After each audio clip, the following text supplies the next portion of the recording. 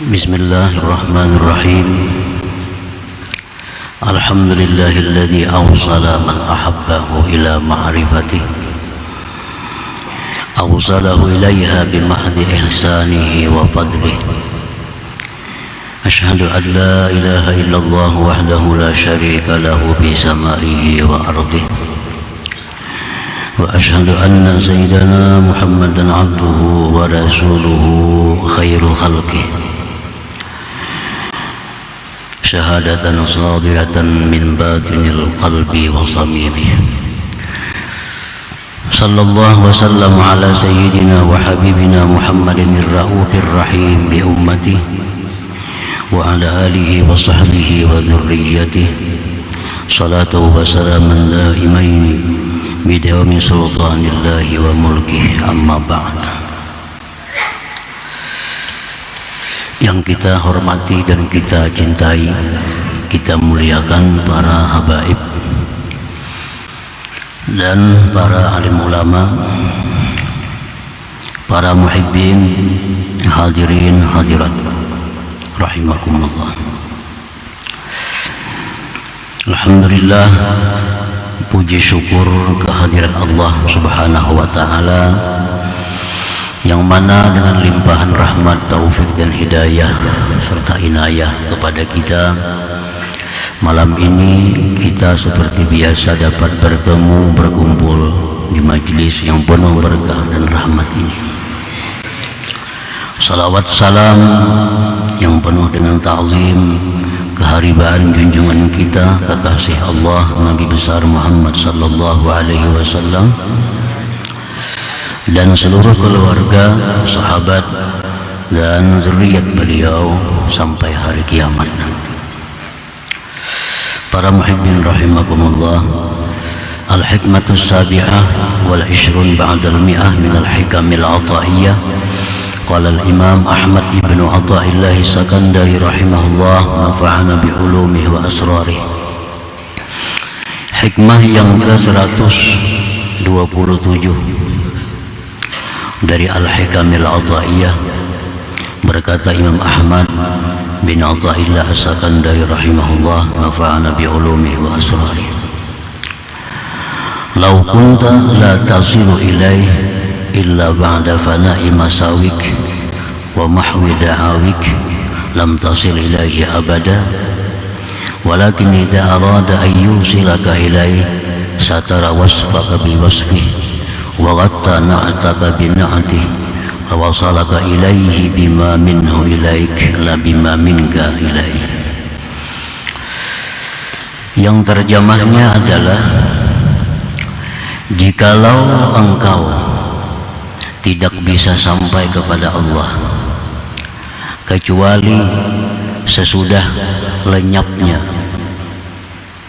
dosa-dosa engkau, kejahatan-kejahatan engkau, dan terhapusnya pengakuan-pengakuan engkau, niscaya engkau tidak akan bisa sampai kepadanya selama-lamanya. Dan tetapi apabila Allah menghendaki menyampaikan engkau kepadanya, Allah tutupi sifat engkau dengan sifatnya, maka dia sampaikan engkau kepadanya dengan sesuatu daripadanya kepada engkau, bukan dengan sesuatu dari engkau kepadanya. Itulah kurang lebihnya terjemah hikmah yang ke-127 ini. Para muhibbin rahimakumullah, maksudnya adalah, la ta'taqid ayyuhal abdu annaka tasilu ila ma'rifatillah bi takhliyati nafsik an sifatil mazmumah wa tahliyatiha bi sifatil mahmudah, li anna dhalik la yusiluka ilaiha abada. Janganlah engkau mengiktikadkan, jangan mengiktikadkan bahwasanya engkau itu, wahai hamba, bisa sampai kepada ma'rifatullah dengan membersihkan diri engkau dari sifat-sifat tercela dan memperhiasinya diri dengan sifat-sifat terpuji. Karena yang demikian itu tidak akan bisa menyampaikan engkau kepada ma'rifatullah selama-lamanya.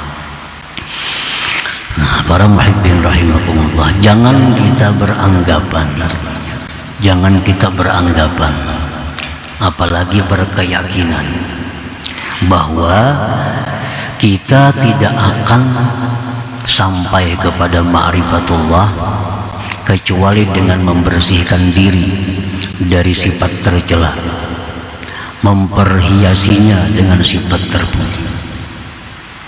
Nah, membersihkan diri dari sifat-sifat tercela seperti kesombongan, keangkuhan, perasaan diri alim, perasaan diri kaya, kuat.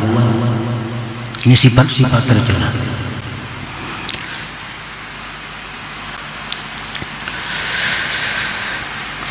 Dan memperhiasi diri dengan sifat-sifat terpuji seperti tawadhu, seperti ikhlas, seperti husnuzan. Nah, yang demikian itu tidak akan bisa menyampaikan kita kepada ma'rifatullah. Tidak akan bisa. Kalau hanya dengan modal itu, dengan hanya modal mujahadah, dengan hanya modal berjuang melawan nafsu agar diri jadi bersih. Nah, modal itu tidak akan cukup untuk menyampaikan kita kepada ma'rifatullah. Walakin ya'taqid anna al-wusul ila ma'rifatillah bi maghfiratihi wa 'afwihi wa rahmatihi bi mahdi karamihi wa ihsanihi wa fadlihi. Tetapi i'tikadkanlah bahwasanya sampai kepada ma'rifatullah itu dicapai dengan ampunan dan kemaafan dan rahmat Allah, dengan semata-mata kemurahan, kebaikan dan anugerah Allah Subhanahu wa ta'ala. Nah, itu maksudnya. Jadi kita orang-orang yang diberi Allah ma'rifatullah itu, mereka bisa dapat itu karena rahmat Allah, karena kemurahan Allah, bukan karena mujahadahnya, bukan karena banyak wiridnya, bukan karena banyak salawatnya, bukan karena puasa zuhud waraknya, bukan. Tetapi mereka itu bisa dapat ma'rifat kepada Allah itu semata-mata adalah anugerah, rahmat, kasih sayang Allah kepadanya. Nah, itu yang kita yakini, itu yang kita i'tikadkan. Nah, para muhibbin rahimakumullah, sebagaimana perkataan penjelasan sebahagian ulama bahwa ma'rifat yang dimaksud di sini adalah ma'rifat indas sufiyah, bukan ma'rifat indal usuliyyin. Ma'rifat yang dimaksud itu adalah huwa nur yaqdhibuhullah ila qalbi habibih wa bihi yudriku hakikatal asya. Ma'rifat yang dimaksud itu adalah bahwa cahaya yang dilontarkan Allah ke dalam hati orang yang dicintainya. Nah, dengan cahaya itu dia bisa memperdapati hakikat sesuatu. Nah, itu ma'rifat. Dengan cahaya yang diberikan Allah di dalam hatinya, dia bisa melihat hakikat sesuatu. Nah, selama ini kita melihat manusia itu ya manusia, dikeruhinya kita suka, dirangutinya kita sedih, karena yang kita lihat itu adalah manusia. Kita tidak melihat hakikat dari manusia itu. Datang sihat kita suka, datang sakit kita sedih, karena kita hanya tahu sihat sakit itu dari luarnya, tidak tahu apa hakikat daripada sihat dan sakit itu. Datang kekayaan, datang rezeki yang luas, kita suka. Sempit rezeki, kita sedih. Nah, karena kita kada tahu hakikat kaya, hakikat susah rezeki itu. Menang kita suka, kalah kita sedih, karena kita kada tahu hakikat dari menang dan kalah itu. Nah, para muhibbin rahimakumullah, kalau kita sudah tahu hakikat sesuatu itu, kita tidak ada lagi duka dan suka. Kada ada lagi suka, kada ada lagi duka. Kalau kita sudah tahu hakikat sesuatu. Kalaupun kita duka, dukanya karena Allah. Kita suka, sukanya karena Allah. Kalau kitanya, kada ada lagi suka dan duka itu. Karena kita sudah mengetahui hakikat segala sesuatu itu. Nah, para muhibbin rahimakumullah, jadi mengetahui hakikat sesuatu itu datangnya dari Allah Dzul Jalali wal Ikram. Hakikat sesuatu itu adalah datangnya sesuatu itu minallah Dzul Jalal wal Ikram, dari Allah yang punya sifat jalal dan punya sifat ikram al-jamal. Kadang-kadang yang datang kepada kita, yang nampak kepada kita keilukan jamal daripada Allah, kita senang, kita murah rezeki, kita sihat, kita menang, kita bahagia. Nah, kadang-kadang datang sifat yang datangnya daripada jalal Allah, itu membuat hati kita, dalam istilah orang-orang sufiah, kabat, tertutup. Sehingga waktu itu kita memerlukan adab, memerlukan macam-macam hal untuk menghadapi sifat yang demikian itu. Nah, itu orang yang sudah ma'rifat kepada Allah tadi. Jadi orang ma'rifat itu kada ada sedihnya, kada ada sedihnya. Kenapa? Karena semuaan itu mereka yakini, mereka rasakan datangnya dari Allah. Untung dari Allah, rugi dari Allah, dan mereka melihat di balik rugi itu ada sesuatu yang sangat baik dari Allah Subhanahu wa Ta'ala. Nah, itu ma'rifat ngarannya. Jadi orang ma'rifat itu orang yang macam itu. Amunnya sarik, sariknya karena Allah. Amunnya senang, senangnya karena Allah. Nah, jadi untuk sampai kepada ma'rifat itu, nah, kada cukup hanya dengan melatih diri, dengan banyak wirid, dengan macam-macam. Tetapi kita bisa dapat ma'rifat itu dengan rahmat dan maghfirah dari Allah Subhanahu wa Ta'ala.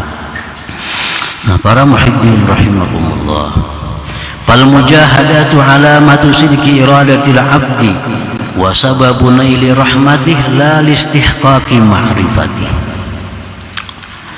Adapun mujahadah, mujahadah itu artinya kita membersihi diri dari sifat-sifat yang tidak baik. Lalu kita perhiasi diri dengan sifat-sifat yang baik, dengan memperbanyak zikir sekian ribu. Nah, itu mujahadah, itu hanya sebagai tanda jujurnya kehendak si hamba untuk ma'rifatullah. tanda, dan itu merupakan sebab untuk mendapatkan rahmat Allah. Jadi bukan sia-sia. Kita banyak bacaan, kita banyak wirid, kita menahan nafsu, itu bukan sia-sia. Itu tanda kita benar-benar hendak dekat dengan Allah. Itu tandanya. Bukan itu untuk mendapatkan haknya ma'rifat. Orang berzikir sekian ribu, orang melatih diri dengan macam-macam latihan, itu tanda dia benar-benar hendak. Bukan itu sebagai menuntut hak ma'rifat. Nah, itu kada bisa. Kama annal 'abda la yadkhulul jannah bi'amali, sebagaimana seorang hamba itu dia tidak masuk surga dengan amalnya, walakin bimaghfiratillah wa rahmatih, tetapi dengan ampunan Allah dan rahmatnya. Nah, sama halnya dengan ma'rifat tadi. Kita kada akan dapat ma'rifat dengan amal kita, tetapi kita dapat ma'rifat dengan ampunan dan rahmatnya Allah. Sebagaimana Rasulullah sallallahu alaihi wasallam bersabda, la yudkhilu ahadan al-jannata amaluhu, qalu wala anta ya Rasulullah, qala wala ana illa ayyatagammadani Allahu bimaghfiratin wa rahmah. Tidak akan memasukkan seseorang ke dalam surga oleh amalnya. Ujar sahabat, pian wahai Rasulullah, kayak itu juga kan? Ujar Nabi, aku pun demikian. Tetapi Allah meliputi akan daku dengan rahmat dan ampunannya. Nah, para muhibbin rahimakumullah, waqad qil ma'rifatullah jannatun mu'ajjalah. Dikatakan oleh para arifin, disebut dalam kitab Taqribul Wusul, bahwasanya ma'rifat itu adalah surga yang disegerakan di alam dunia. Nah, surga itu kada bisa kita masuk hanya dengan amal kita, tetapi kita bisa masuk surga itu dengan rahmat Allah. Imam Ghazali mencontohkan apa bedanya amal dengan rahmat itu.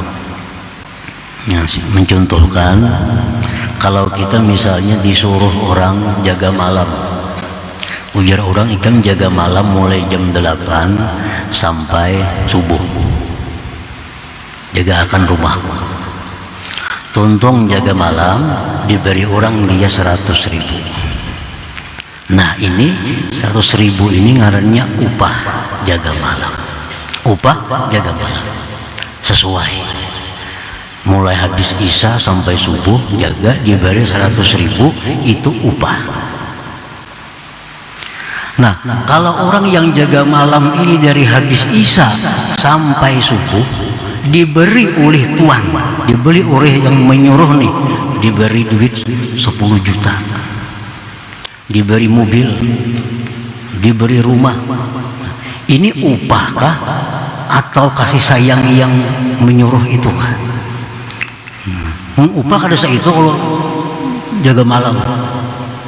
Nah, kita sembahyang 5 waktu sehari semalaman. Kalau itu dengan upah paling-paling 100.000 upahnya. Tapi kita sembahyang 5 waktu itu diberi Allah surga. Nah, upahkah atau kasih sayang Allah kah surga itu? Tentu kasih sayang, bukan upah. Kalau upah 5 waktu paling-paling 100.000 diupah orang. Puasa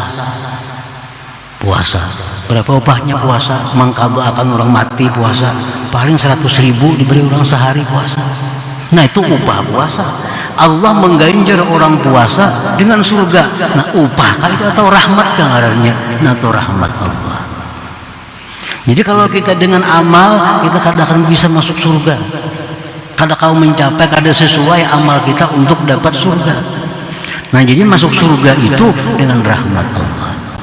Nah, demikian pula halnya ma'rifatullah itu. Bagaimanapun kita mujahadah, bagaimanapun kita melatih diri, mensucikan diri, memperbanyak wirid, itu kali cukup untuk bayar ma'rifatullah. Kalau Allah beri kita ma'rifat, itu ngarannya rahmat Allah dan semata-mata kemurahan Allah, bukan harga sebuah perjuangan kita. Nah, para muhibbin rahimakumullah,